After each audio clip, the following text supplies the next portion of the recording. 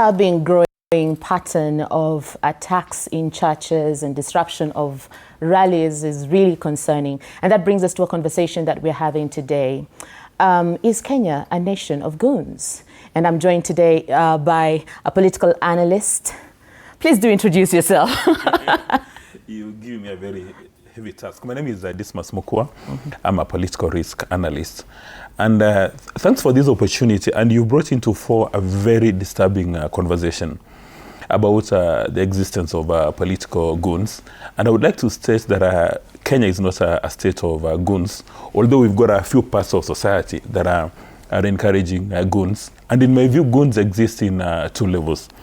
Number one, there is the physical goons, and then there is verbal goons. And in physical goons is when people literally come and beat you up. Political violence on account of your political ideas. And also when you're talking about verbal violence, again, it's people who are attacking you on account of verbal violence.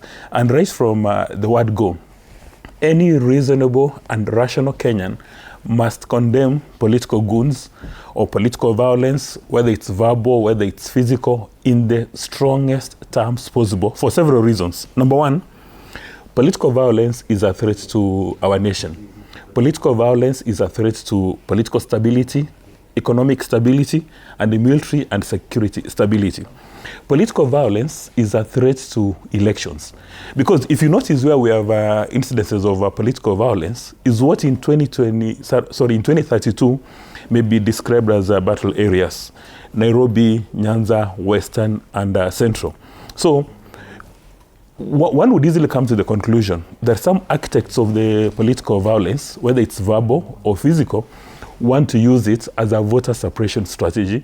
And also they want to be sure and suffocate people who have got character, competence, and capacity. People who can present ideas on the table, they want to frustrate those people. Because if you're a strong person, you've got ideas, you want to present them in the marketplace, but we fear that as soon as you go to the marketplace, somebody is coming to beat you up. You may be reluctant and say politics is a dirty game.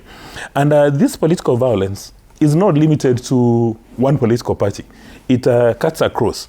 Because, like for instance, Mr. Rigathi Gachagua, we said, the leader for DCP, he was in Western Kenya, and he actually engaged in verbal violence, and he has done it in the past. You've seen Mr. Rigathi Gachagua attacking a PS, saying that hii ni mboga ya mtu fulani. That is political violence, and also attacking the Nakuru governor. And also he attacked senior politicians in Western Kenya. And then also on the flip side, you have people being beaten up in churches. Sometimes people are having a gathering and they're beaten. So we must condemn it in the strongest terms possible. And the back stops with President William Samoei Ruto. When he was sworn into office, he said he's going to secure lives and property. And political violence is a threat to lives and property.